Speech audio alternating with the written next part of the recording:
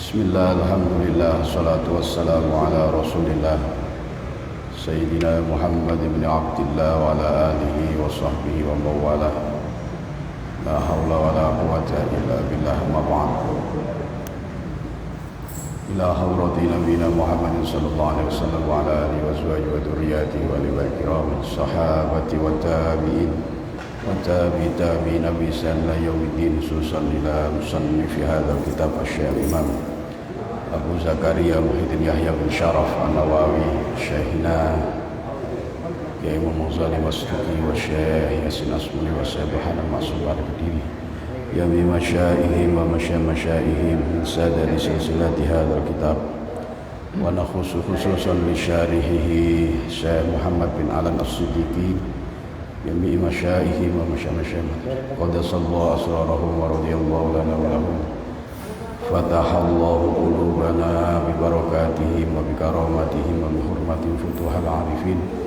Allahumma zidna ilman nafi'a warzuqna fahman ya kashifal muskilat wa ya alim as-sirri wal khafiyat iksiful khujuban wujuhadil ma'an wa fidna mad-dhalal wa anta muwaffiqul umur wa anta 'allamul ghuyub bi rahmatika ar-rahimin. Sirrul fatihati lahu wal fatihah. A'udzu billahi minasyaitonir rajim. Bismillahir rahim. Alhamdulillahi rabbil alamin arrahmanir rahim maliki yaumiddin. Iyyaka na'budu wa iyyaka nasta'in shiratal mustaqim shiratal ladzina an'amta 'alaihim. Alhamdulillah, hadirin para jamaah, para bapak, para ibu, kita meneruskan kembali kajian kitab Riyadhus Shalihin karya Al-Imam Abu Zakaria Muhyiddin Yahya bin Syaraf An-Nawawi. Mugi-mugi kajian kula panjenengan diiringi hidayah, ridho, rahmah, futuh dari Allah Subhanahu wa taala, dan semoga menjadi ilmu yang bermanfaat, maslahah, barokah fid dunya wal akhirah. Amin ya rabbal alamin. Salawat serta salam semoga terlimpahkan pada junjungan kita Sayyiduna Muhammad sallallahu alaihi wasallam wa alihi wa sahbihi wa dzurriyyatihi ajmain. Mugi kita angsal syafaatipun fid dunya bi husnil khatimah, syafaat fil akhirah bersama mereka di surga Allah Subhanahu wa taala. Bismillahirrahmanirrahim. Qala al-muallif rahimahullahu taala, nafa'ana bi 'ulumihi wa amaddana fid dharain amin. Wa anzir ibni Hubaisy,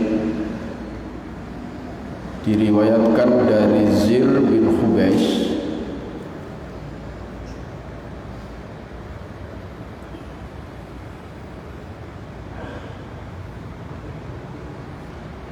qala, Zir bin Hubaisy berkata,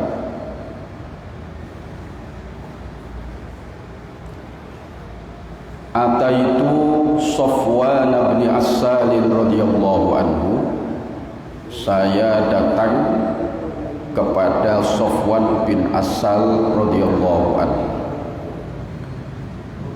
salah seorang sahabat Rasulullah sallallahu alaihi wasallam. As'aluhu, aku bertanya kepadanya, anil mashi, tentang mengusap sepatu atau khuf, anil khuf alal khufaini, tentang mengusap atas dua sepatu. Faqala, maka kemudian Safwan bin Assal bertanya, ma jaa bika ya Zir, kenapa kamu datang wahai Zir, atau apa yang menyebabkan kamu datang ke sini wahai Zir? Fakultu, lalu aku mengatakan, ibtigha al-ilmi, aku datang karena mencari ilmu. Faqala, maka Safwan bin Assal mengatakan, innal malaikata, sesungguhnya para malaikat, tadau ajnihataha, meletakkan sayap-sayapnya Talibil ilmi, kepada pencari ilmu, ridon karena mereka rela, ridho, senang, bima yatlubu, terhadap apa yang mereka cari. Jadi Zir bin Khubais, Zir bin Khubais ini mengunjungi salah seorang sahabat Rasulullah SAW, yaitu Sofwan bin Asad. Tujuan dia datang kepada Sofwan bin Asad ini ingin bertanya tentang ilmu agama. Kemudian Sofwan bin Asal tanglek kepada Zir, untuk apa kamu datang ke sini? Zir bin Khubais mengatakan, ibtigha al-ilmi, saya kedatang ke sini niki badhe ngaji wahai Sofwan bin Asal. Iki pelajaran penting hadirin, bahwa memang seperti yang dikatakan oleh Imam Malik, al ilmu yu'ta wala ya'ti. Ilmu itu hendaknya didatangi, bukan ilmu itu yang datang. Artinya kalau kita ingin belajar ilmu, kalau dalam kitab At-Tibyan, kitab At-Tibyan karya Imam Nawawi juga, itu hendaknya seorang yang belajar ilmu itu mendatangi gurunya, bukan gurunya yang mendatangi dirinya. Guru mendatangi dirinya itu artinya guru tidak datang semata-mata karena dirinya. Bisa jadi datang di tempat umum seperti ini, kan tidak ada salah satu murid yang diniati datang oleh gurunya, tetapi memang gurunya datang ke suatu majelis yang di situ sama-sama datang antara guru dan murid. Yang kurang baik, meskipun tidak dilarang sebetulnya, tapi kurang baik itu kalau semata-mata guru mendatangi seorang murid atas nama pribadinya murid dalam rangka memberikan pelajaran kepada murid. Itu kurang apik. Kalau hitung-hitungan berkah, kurang berkah. Makanya kalau panjenengan kalau punya anak, punya cucu, ingin belajar ilmu, suruh dia datang ke rumah gurunya atau ke tempat umum untuk belajar dengan seorang guru. Imam Malik ini, beliau ketika di masa Khalifah atau Amirul Mukminin Harun al-Rasyid, ya, salah seorang khalifah di masa Abbasiyah, itu Harun al-Rasyid meminta Imam Malik untuk datang ke istana dalam rangka supaya Imam Malik dapat mengajar putra-putranya Harun al-Rasyid. Jenengan lek saged sering mriki napa Syekh Imam Malik untuk agar anak-anak saya ini bisa belajar kitab Muwatta kepada panjenengan. Apa kata Imam Malik? Azzartumuhu azza. Dalam perbincangan sebelumnya yang panjang, Imam Malik kemudian mengatakan, wahai khalifah, ilmu itu sangat mulia. Kalau panjenengan mengagungkan ilmu, memuliakan ilmu, niscaya ilmu itu akan menjadi agung, menjadi mulia. Lek ilmu ini agung, ilmu ini mulia, otomatis yang memiliki ilmu pun juga ikut terangkat derajatnya di sisi Allah Subhanahu wa taala. Wa in antum adzlaltumuhu dzalla. Tapi kalau panjenengan ini merendahkan ilmu, atau meremehkan ilmu pun juga akan menjadi remeh, menjadi rendah. Begitu juga akhirnya orang yang mendapatkan ilmu itu pun juga menjadi rendah. Maka kata Imam Malik, al ilmu yukta wala ya'ti. Ilmu itu wahai Amirul Mukminin itu didatangi, bukan ilmu itu yang datang. Nah, kayak ngeten iki padha-padha teko hati. Sampeyan tuki griya, tuki mriki, kula nggih tuki mriki, dadi guru tidak semata-mata mendatangi pribadi panjenengan, tapi mendatangi satu tempat yang umum untuk belajar bersama. Yang kurang bagus ini itu tadi, kalau guru semata-mata datang kepada pribadi lalu kemudian dalam rangka mengajarkan ilmu, ini kurang bagus. Meskipun tidak dilarang sebetulnya belajar ilmu agama itu kapan saja, di mana saja itu diperintahkan. Cuma kan ada adab-adab yang harus dipenuhi. Buat kula terusaken. Faqala, kemudian Sofwan bin Asal mengatakan, innal malaikata tadau ajnihataha li talibil ilmi ridham bima yatlu. Malaikat-malaikat itu meletakkan sayapnya. Malaikat-malaikat itu meletakkan sayapnya terhadap orang-orang yang mencari ilmu. Kayak ngeten iki, malaikat berkumpul di sisi kita. Meletakkan sayapnya itu artinya mereka, malaikat ini turun di majelis ilmu itu, seperti keterangan dalam syarahnya Riyadhus Shalihin, yaitu Dalilul Falihin, dijelaskan takufu ajnihataha anit thayran wa tanzilu li sima'il ilmi. Di malaikat ini meletakkan sayapnya artinya mereka turun ke tempat majelis ilmu itu untuk bersama-sama mendengarkan ilmu. Jadi niki ketoke ngeten niki sing ngaji niki bisa ratusan, bisa ribuan. Cuma sing 90 sing napa namine, kalau memang sing 990 niku malaikate. Wong mek 10. Dadi akeh malaikat timbang wong. Kenapa seperti itu? Ridon bima yatlubu, karena malaikat ini senang ya, dengan orang-orang yang senantiasa belajar ilmu agama. Kanjeng Nabi ini pun nanti pesan datang Sayyiduna Abu Dzar Al-Ghifari radhiyallahu anhu. Apa pesan Rasulullah kepada Sayyiduna Abu Dzar? Ya Abu Dzarrin, wahai Abu Dzar,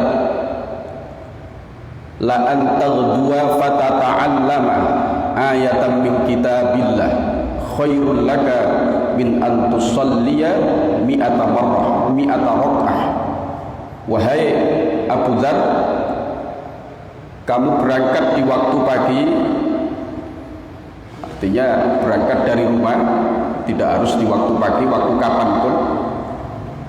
Maka konteksnya di sini memang Rasulullah ingin menunjukkan betapa mulianya waktu pagi itu, betapa berkahnya waktu pagi ini, karena di hadis lain dikatakan bahwa keberkahan umat ini di waktu pagi.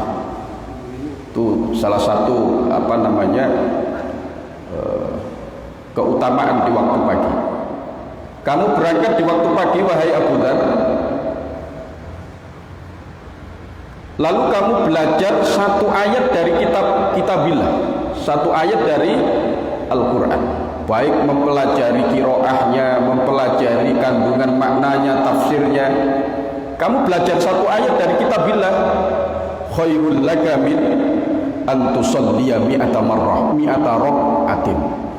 Itu lebih baik, lebih utama dibanding kamu sholat sunnah sebanyak 100 rakaat. Belajar satu ayat pahalanya lebih banyak, lebih utama dibanding dengan sholat 100 rakaat. Lu kok sakit? Logikanya begini. Kalau sampai misalnya belajar satu ayat ya terkait dengan wudhu misalnya, atau ayat yang terkait dengan sholat, sehingga di situ dikupas tata cara sholat yang benar, tata cara sholat yang baik. Ini meskipun kalau sampai belajarnya cuma 1 jam katakan, mempelajari 1 ayat terkait dengan sholat tadi itu, dikupas di situ bagaimana sholat yang baik, apa saja yang membatalkan sholat, syarat rukunnya itu apa. Dengan 1 jam itu kita memahami tata cara sholat yang benar.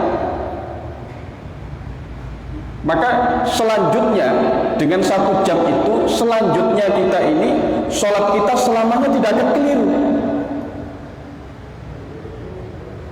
Dengan kajian 1 jam, 1 ayat di situ mungkin yang dikupas terkait dengan sholat, kita bisa memahami sholat yang benar, sholat yang baik, sehingga kemudian selanjutnya sholat kita menjadi baik dan benar. Coba lihat kalau sampai sholat 1 rakaat, nanti jenengan sholat 1 rakaat, Ustadz buat ada pemane jamaah. Tapi kalau nanti nyoba sholat 1 rakaat, yo kesel temenan aja nih. Coba yo pisan tok niku mboten kula lanjut lagi. Gara-gara kula niki membaca beberapa riwayat ulama-ulama terdahulu itu, masya Allah, sholatnya itu bukan hanya puluhan rakaat tiap hari, ratusan rakaat, bahkan ada yang ribuan rakaat tiap hari, Pak. Imam Zainal Abidin Ali bin Husain bin Ali, putune Sayyidina Ali, itu mendapat gelar Zainul Abidin, perhiasannya orang-orang yang ahli ibadah. Itu dalam 1 hari 1 malam, buatan kurang dari 1000 rakaat, buatan kurang teko 1000 rakaat. Cuma niki Zainal Abidin biyen, ngoten. Sing saiki nggih duka. Niku kula pikir-pikir, Pak. Niki lek dikalkulasi secara napa namanya, ya, secara matematis lah nggih. 1000 rakaat itu katakan 1 rakaatnya 10 menit lah. 1 rakaatnya 10 menit. Kok 1 rakaat? Tiap 2 rakaatnya itu 10 menit. 10 menit kali 500 berarti kan nggih. Setiap 2 rakaat 10 menit tuh. Itu kira-kira berapa jam? Sedina sewengi itu kira-kira gak cukup kira-kira. Nah, niku lek boten dikai waktu barokah, toyul waktu, boten cukup. Ini bagian dari karomah beliau. Rada ringan malih Imam Malik bin Anas, pendiri mazhab Maliki, itu dalam 1 hari 1 malam sholatnya tidak kurang dari, ini sholat sunnah loh, ini bukan sholat sak wajibnya mboten, hanya sholat sunnahnya saja itu tidak kurang dari 800 rakaat.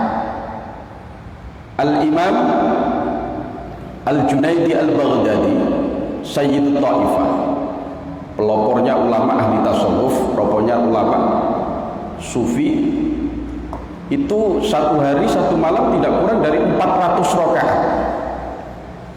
Imam Ahmad bin Hambal niku tiap hari lek tepak awake waras, tepak awake mboten lara, niku tidak kurang dari 300 rakaat. Kalau waktu sakit beliau masih sholat 150 rakaat. Kula niku termotivasi. Ulama-ulama biyen koyo ngene. Wis tak jajal wis gak ketang ngicip-ngicipi sepisan pindho ya. Salat 100 rakaat kuwas temenan nggih.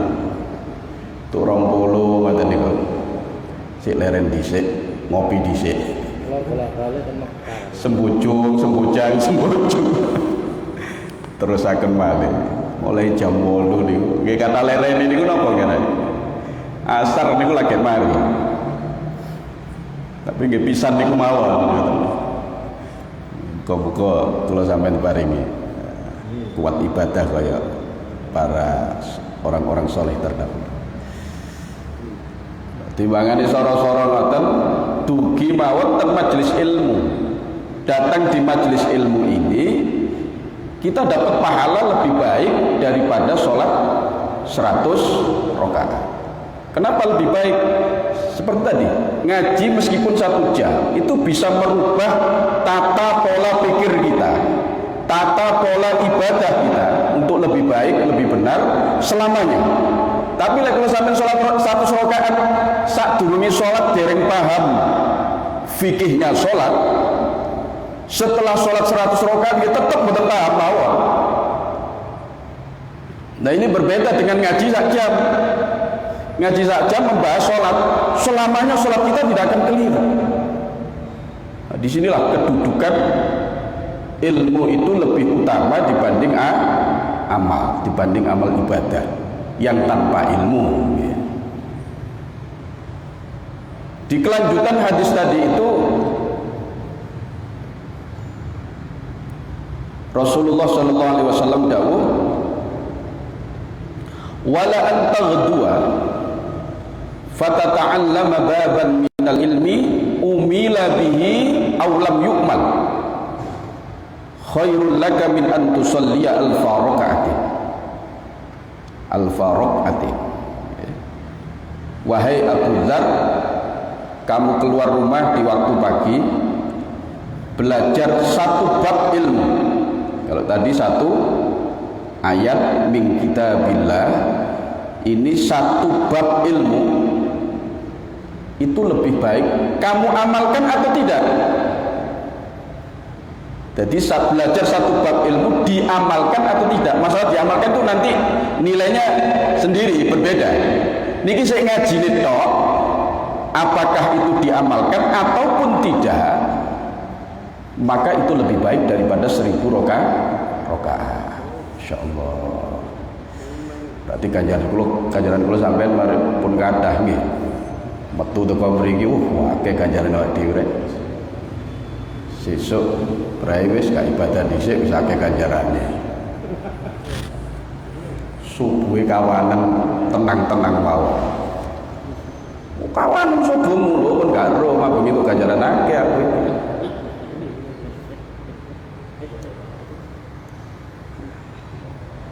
Nggih, ngajine ganjarane akeh, cuma dosane gak subuhan niku luwih akeh hati. Dosane gak subuhan itu luwih akeh timbangane. Kalau terusaken ya. Fakultu innahu qad hakka fi sadri al-mashu 'ala al-khuffaini ba'da al-gha'iti wal bauli wa kunta imra'an min ashabin nabi sallallahu alaihi wasallam faji'tu as'aluka. Wahai Sofwan bin Asal, kata Zir bin Hubais, hati saya ini tergerak untuk membasuh 2 sepatu saya setelah buang air besar dan buang air kecil. Begini hati. Jadi di dalam syariat, di dalam ibadah itu ada rukhsah. Salah satu rukhsah yang dilegitimasi oleh syariat adalah membasuh khuf, membasuh sepatu. Biasa kalau di Arab itu kalau waktu musim dingin sangat dingin sekali, sehingga masyarakat Arab dulu itu salah satu upaya untuk melindungi melindungi diri dari dingin itu memakai sepatu boot. Nah itu kemudian mendapatkan rukhsah ketika wudhu, boleh sepatu boot itu tidak dicopot, cukup ketika waktu membasuh kaki cukup sepatunya yang diusap, tidak usah dilepas, cukup sepatunya saja yang ketika sholat juga boleh dipakai, tapi dengan syarat-syarat tertentu. Salah satu syaratnya kalau dalam fikih itu sepatu itu harus terbuat dari sesuatu yang kuat, yang seandainya dipakai perjalanan panjang itu tidak mudah rusak. Itu satu. Dua, sepatu itu tidak tembus air. Okay. Tiga, sepatu itu ukurannya melebihi batasan diwajibkan membasuh kaki ketika wudhu. Batasannya kan 2 mata kaki, berarti posisi sepatu itu hendaknya lebih atas daripada 2 mata kaki. Terus ketika memakai sudah dalam keadaan wudhu, okay. Dan kemudian menutup bagian kaki sampai di atas mata kaki. Ini kalau orang dalam kondisi mungkin tidak bepergian itu boleh memakai sepatu itu tanpa dilepas 1 hari 1 malam. Jadi 1 hari 1 malam itu wudhu ya cukup sepatunya yang dibasuh, yang diusap. Sholat ya tetap dipakai, expirednya sampai 1 hari 1 malam itu kalau tidak bepergian. Kalau bepergian dapat rukhsah sampai 3 hari 3 malam. Lah ini sahabat Zir bin Khubais bertanya, apakah ketika buang air besar dan buang air kecil sepatunya juga tidak dilepas? Maka dijawab oleh siapa namanya, Sofwan bin Asal. Beliau mengatakan, qala na'am kana ya'muruna idza kunna safaran aw musafirina alla tanza'a khifafana salasata ayyamin wa layalihinna illa min janabatin lakin min ghaitin wa baulin wa naumin. Benar saya pernah mendengar Rasulullah sallallahu alaihi wasallam beliau memerintahkan kepada kami ketika kami bepergian itu boleh kami tidak melepaskan sepatu kami selama 3 hari 3 malam kecuali karena jenabat. Kalau tidak karena jenabat tetap dipakai meskipun itu ketika buang air kecil maupun buang air besar. Fakultu ya, kemudian Zir bin Khubais bertanya kembali, hadisnya lumayan agak panjang ini. Hal samitahu yaqulu fil hawa syai'an. Apakah kamu mendengar juga Rasulullah itu menyebutkan tentang permasalahan cinta? Qala na'am. Iya, Rasulullah pernah membicarakan permasalahan cinta. Gitu, bukan cinta-cinta bukan cinta-cinta napa namine syahwatiyah ya, tapi cinta-cinta terhadap orang-orang solih. Niki hadirin luar biasa nih. Kunna ma'a Rasulillah sallallahu alaihi wasallam fi safarin. Sofwan bin Asal meriwayatkan pernah kami bersama Rasulullah di dalam satu perjalanan. Fabaina nahnu indahu idnadahu a'rabiyun bisautin lahu jauhariyun. Maka di tengah perjalanan itu ada seorang A'rabi. A'rabi ini Arab pinggiran, Arab pelosok. Orang Arab itu biasanya ya, kalau orang-orang pedesaan, orang pelosok itu etikanya cenderung lebih rendah dibanding orang-orang Arab yang ada di perkotaan.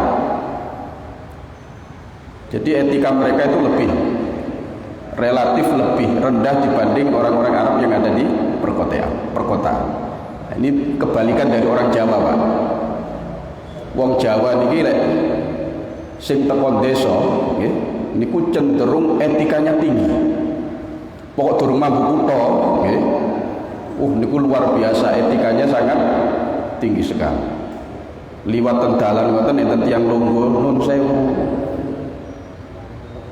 Niku sing repot niku lek enten tiyang dugi dusun ten kutha ten Surabaya ten dulure gange rada cilik. Lah sementara kebiasaane wong Surabaya nggih niku lak senengan lungguh, biasa lungguh ten ngarepe omah ngoten.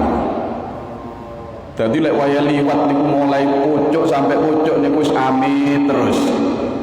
Soalnya akeh wong lungguh nang ngene pinggir. Lah ini orang Arab enggak ini. Orang Arab ini kalau yang pelosok cenderung etikanya cenderung yang perkotaan lebih baik lah etikanya dibanding yang pedesaan. Nah ini ada orang Arabi, ya, ada orang Arabi, ada orang Arab tadi itu ketika di perjalanan Rasulullah, dia memanggil Rasulullah dengan suara keras, "Ya Muhammad." Fa'ajaba Rasulullah sallallahu alaihi wasallam nahwan min sautihi, "Ha umu." Faqultu lahu wayhak ughdud min sautika fa innaka indan nabiy sallallahu alaihi wasallam wa qad nuhita an hadha. Terus dijawab kali Kanjeng Nabi dengan suara keras juga. Jawaban Rasulullah sallallahu alaihi wasallam, "Ha kemarilah, ada apa?" Dielingaken kali sahabat Sofwan bin Asal, "Kamu jangan keras-keras kalau berbicara. Ingat kamu ini di hadapan Rasulullah sallallahu alaihi wasallam. Dan kita tidak boleh melakukan hal itu. Bersuara keras, apalagi melebihi suara Rasulullah sallallahu alaihi wasallam di hadapan Rasul, kurang etika." Kemudian kelanjutan hadis, faqala wallahi la aghdud. Orang Arabi itu tetap tidak, saya tetap akan bersuara seperti ini. Qala al-Arabi al-mar'u yuhibbul qauma wa lamma yalhaq bihim. Niki Pak, monggo diperhatikan. Orang Arabi ini bertanya kepada Rasulullah, "Ya Rasulullah, ada sekelompok kaum ini mencintai, ada seseorang mencintai sekelompok kaum, tapi mereka tidak bisa beramal seperti mereka." Dan seseorang mencintai kaum, al-mar'u yuhibbul qaum, ada seseorang mencintai kaum, walamma yalhaq bihim, tetapi dia orang itu tidak memiliki amal seperti kaum yang dicintai itu. Contohnya kayak kula panjenengan cinta datang para sahabat Rasulullah sallallahu alaihi wasallam. Tentu amal kula sampean jauh dari mereka. Kita cinta para aulia, para ulama, sunan ampel, sunan para wali-wali Allah yang sudah wafat maupun yang masih hidup, tapi kita tidak memiliki amal seperti mereka. Ini bagaimana? Terus sinten? Orang Arabi itu. Maka dijawab oleh Rasulullah sallallahu alaihi wasallam, qala an-nabiy sallallahu alaihi wasallam, "Al-mar'u ma'a man ahab yaumal qiyamati." Orang itu akan bersama dengan orang yang dicintainya. Orang itu akan bersama dengan orang yang dicintainya. Al-mar'u ma'a man ahabba yaumal qiyamati, di hari kiamat. Pokok punya modal cinta, ya, meskipun amal kita tidak sama dengan mereka, maka kecintaan kita itu tidak sia-sia, kita akan dikumpulkan bersama mereka. Di sini pentingnya kalau sampean mencintai orang yang solih, orang-orang yang memiliki kedekatan kepada Allah Subhanahu wa Ta'ala. Makanya Syekh Muhammad bin Alam mengatakan, Pak, terkait dengan hadis itu, fihi fadlu hubbillahi wa rasulih sallallahu alaihi wasallam. Hadis itu menunjukkan keutamaan mencintai Allah dan Rasulnya, wal ahyari, mencintai orang-orang salih, ahyaan wa amwatan, baik mereka itu yang masih hidup maupun yang telah meninggal. Jadi kula sampean mencintai orang-orang soleh, baik yang masih hidup maupun yang telah meninggal, itu tidak akan sia-sia cinta kita. Kita akan bersama mereka di hari kiamat. Tentu kalau mencintai orang-orang soleh akan bersama dengan orang-orang soleh itu tentu di surga Allah Subhanahu wa ta'ala. Cuma niku cinta niku tidak hanya sekedar lip service mawon, harus ada buktinya. Buktinya kalau kita cinta kepada Rasulullah, ya itba kepada Rasulullah, mengikuti Rasulullah, iktidak kepada Rasulullah, meneladani Rasulullah. Meskipun kita di dalam meneladani Rasulullah tidak bisa sempurna, apalagi kelas-kelas 10 sampai ini akeh kekurangannya timbang. Tapi minimal kita punya bukti untuk mencintai Rasul. Kita banyak bersolawat kepada mereka. Begitu juga cinta kepada orang-orang soleh, para ulama, para aulia. Bukti kecintaan kita sering ziarah kepada mereka. Itu bagian dari pembuktian kita terhadap kecintaan kita terhadap mereka. Kata Sayyidina Anas radhiyallahu an ketika menanggapi hadis itu, beliau mengatakan, ma farihna ba'dal Islam farahan ashadda mimma farihna biqaulin nabiyyi sallallahu alaihi wasallam al mar'u ma'a man ahab. Tidak ada yang paling membahagiakan saya, kata Imam Anas, tidak ada yang membahagiakan kami setelah Islam, setelah keislaman yang dianugerahkan Allah Subhanahu wa taala ini, tidak ada yang lebih membahagiakan kami melainkan sabda Rasulullah sallallahu alaihi wasallam, al mar'u ma'a man ahab, bahwa orang yang mencintai seseorang itu akan bersamanya nanti di hari kiamat.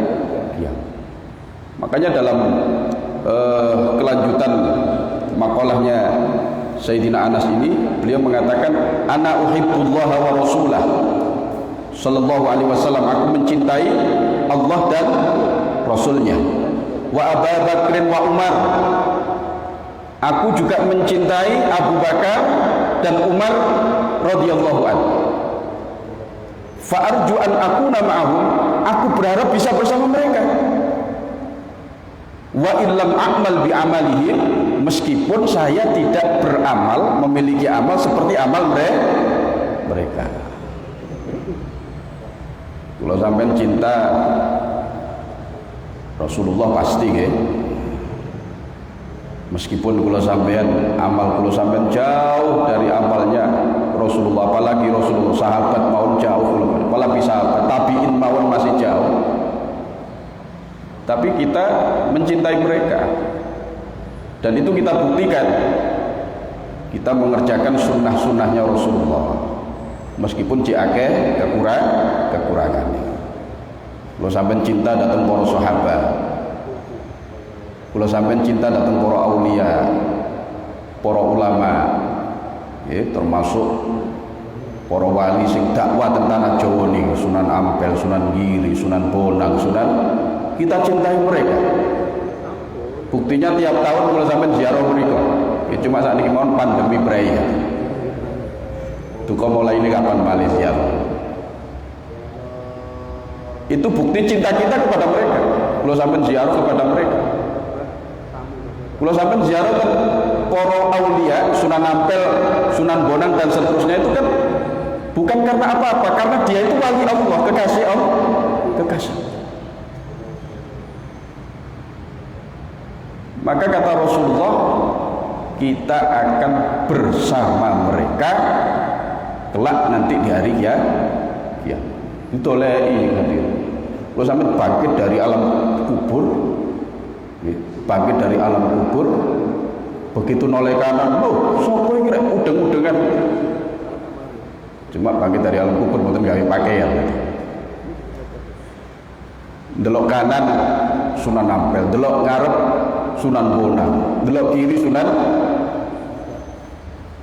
Alhamdulillah, aku dibangkitkan bersama dengan para aulia.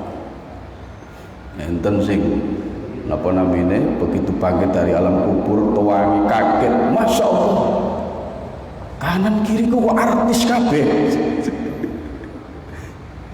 Mergo zaman nang donyane niki sing dicintai nggih golongane artis-artis niku wae. Jadi orang itu nanti dibangkitkan dari alam barzakh, dikumpulkan bersama dengan orang-orang yang dia cintai ketika di dunia. Maka cintailah orang-orang yang solih, orang-orang yang memiliki kedudukan dekat dengan Allah Subhanahu wa Ta'ala. Hadis ini masih ada kelanjutannya, okay? Cuman karena waktu yang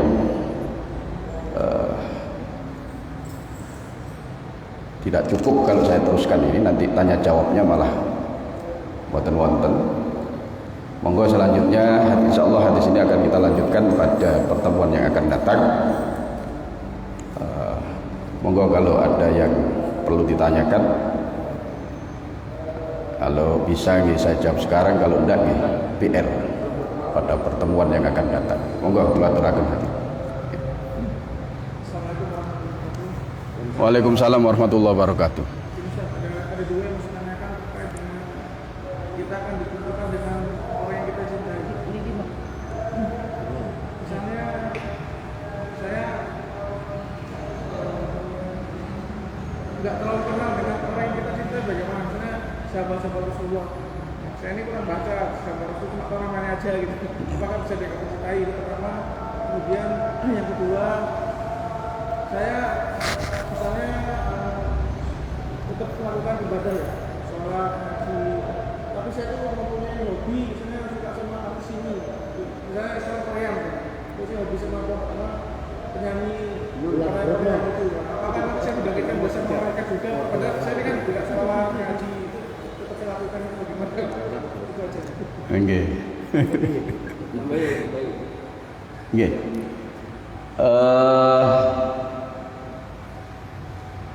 Bukti kalau kita cinta itu ya tadi saya sampaikan bahwa cinta itu bukan hanya sekedar pengakuan saja, tapi harus ada pembuktian. Nah, salah satu bukti ketika kita ingin mencintai seseorang atau mencintai seseorang, termasuk diantaranya oleh para sahabat-sahabat Rasulullah SAW, itu adalah mengenal mereka. Siapa sahabat-sahabat Rasulullah? Kita kenal mungkin lewat ayat-ayat Al-Quran. Walladzina ma'ahu asyidda'u 'alal kuffar ruhama'u bainahum, itu diantaranya.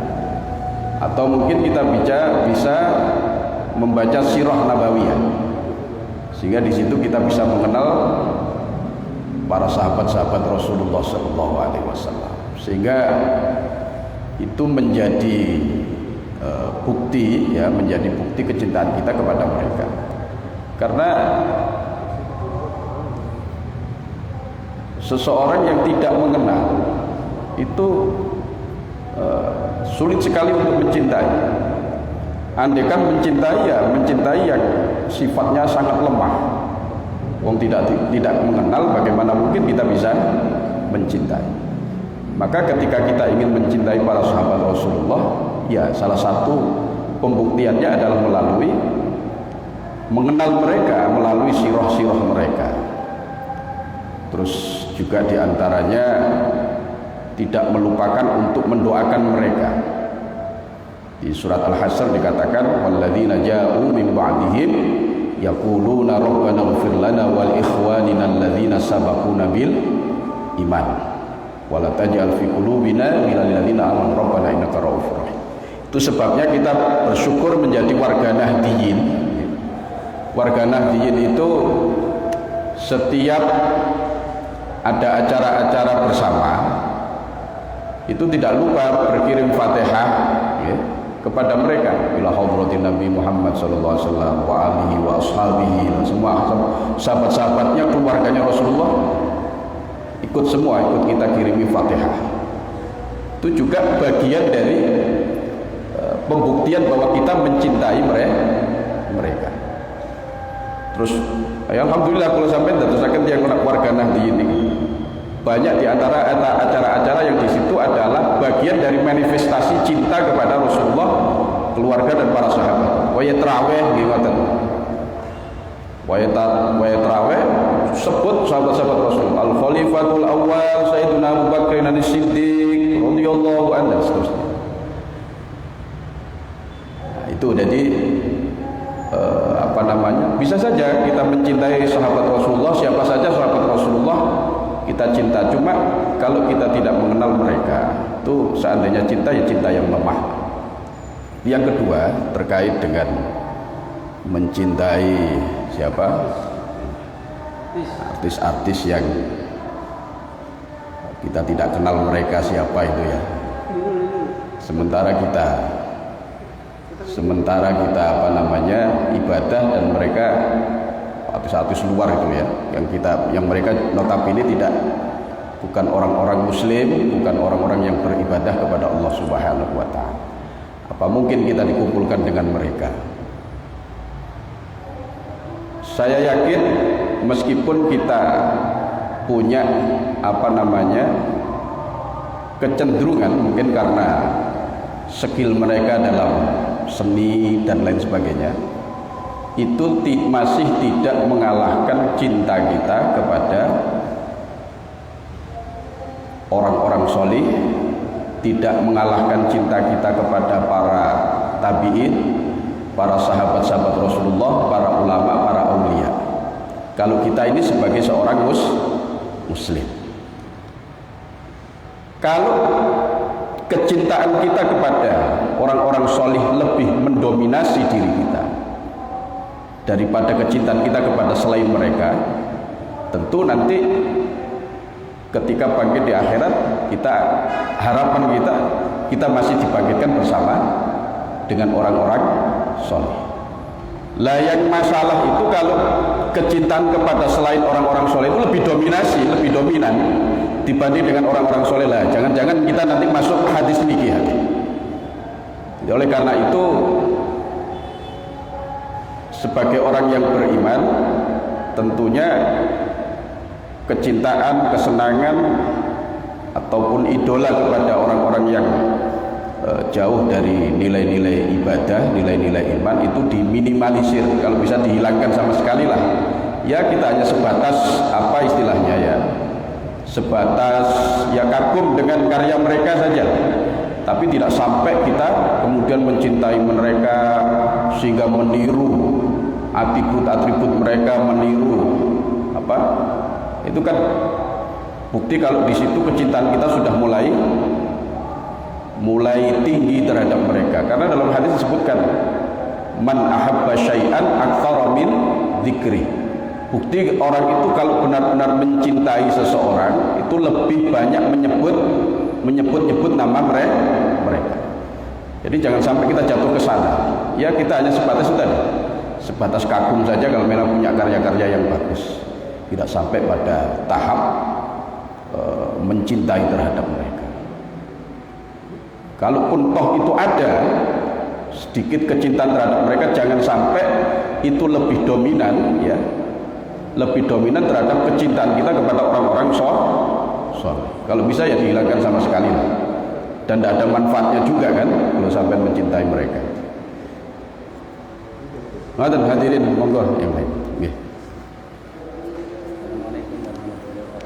Waalaikumsalam. Si A mencari ilmu, si A melakukan zikir rutin atau membaca Quran. Kedudukannya itu lebih tinggi. Sama-sama baiknya, cuma lebih tinggi mencari ilmu.